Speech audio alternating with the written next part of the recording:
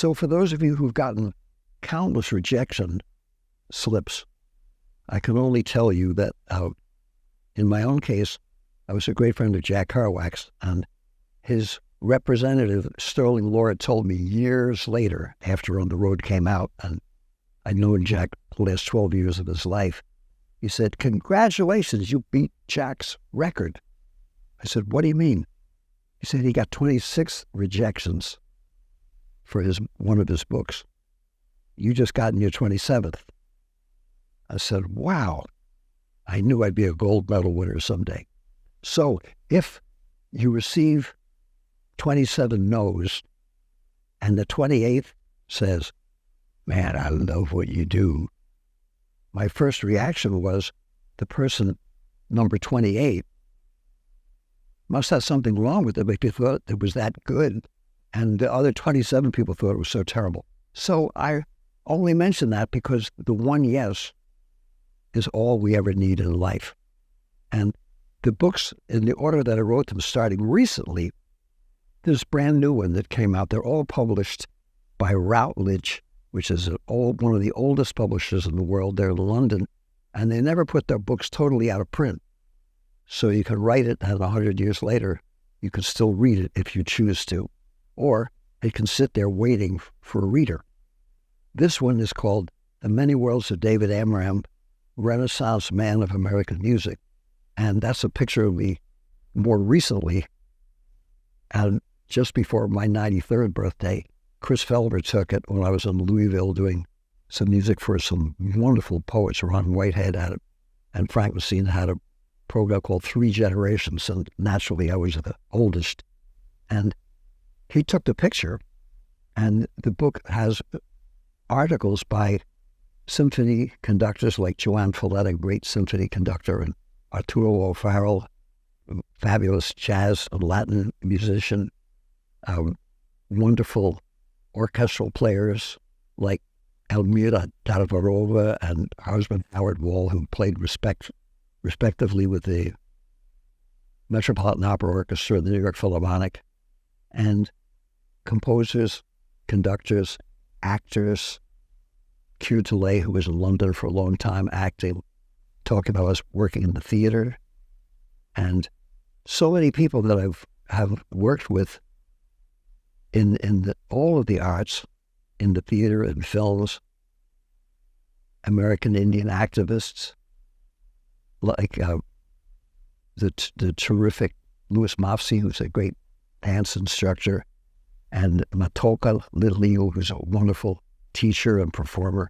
All these different people that I've had the pleasure and the blessings of working with, writing, not just saying he's a nice guy, but what I did and how I participated in their worlds of music, what I contributed and what I learned from them, part of which I had to share.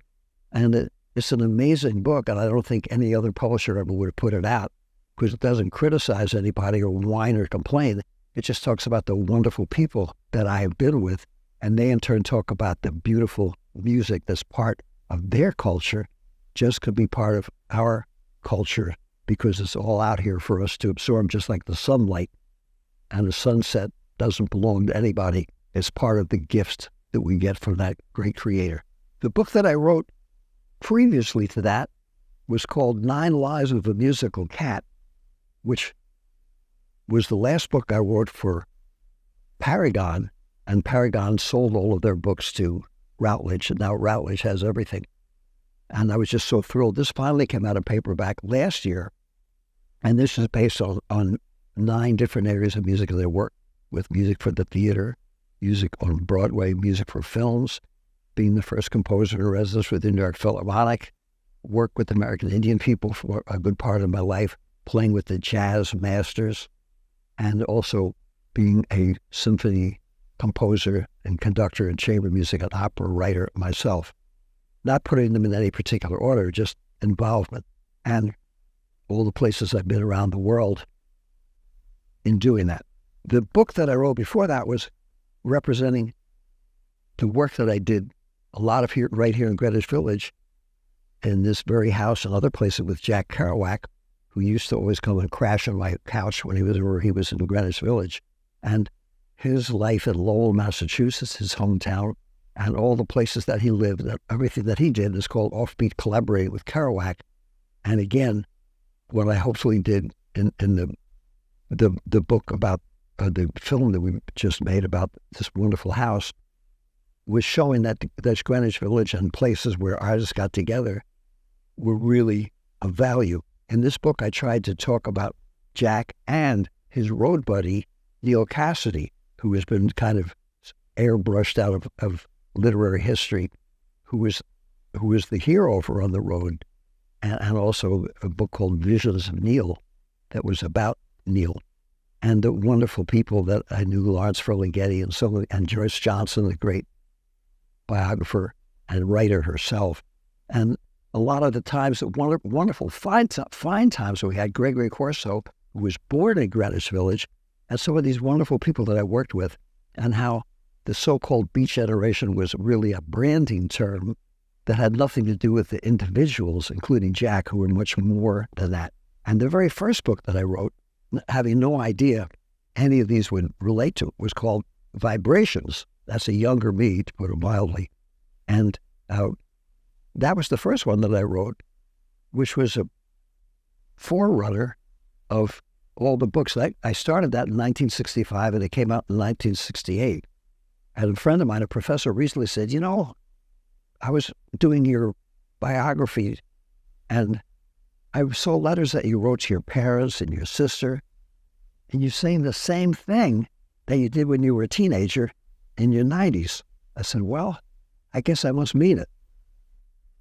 And for those brother and sister musicians who also are told you can't get arrested, this is a record I made in 1954 that never came out. It was sitting in a collector's garbage can, and my son Adam somehow salvaged it, being alive in Germany. And when I went back to Germany to play with the new generation of musicians in 2013, the great Albert Mangelsdorf played on the one we did in 1954, and now, and the other one that I did in 2013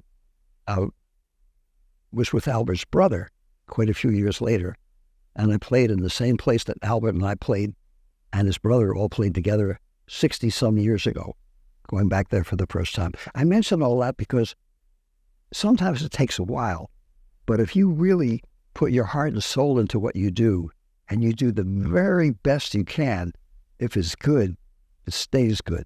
And Duke Ellington said, if it sounds good, it is good. Stravinsky said, music expresses itself. Wagner said, all you need to understand my music is an open mind and an open heart. So there's not really any mystery. And for those of you who are upset because you think something isn't as good as it should be, you can remember what Sonny Rollins told me in 1955 when I was playing with Charles Mingus. And I said, Sonny, here's a guy playing the tenor saxophone, just the same instrument you play, and all he's playing is dab, dab, dab, da dab, dab, da dab, da dab, da dab, dab. He's playing one note for 4 minutes. What's up with that? He said, don't put that cat down. That's the best he can do. Meaning, if you don't care for what something has been done that you've heard, rather than being angry and enraged at the music industry or society or politics, you say, well, someone else has already got that covered. They're already an expert at that. You leave it to the experts, and they're showing you that maybe you should do something yourself and just be yourself, which is the hardest thing to do. And if you don't like that, it's possible to improve. So my hope is that the books and the records I make, aside from their own inherent value, will also encourage younger people, especially coming up, when you're told by your career counselor, music, art, ballet, symphony music, poetry is all dead. It's a dead art. European art all sucks because it was done by imperialists. That's fine. for a political science course, I guess, or history, revisionist history, whatever. But after you've absorbed all that, try and hang out with somebody else that says yes.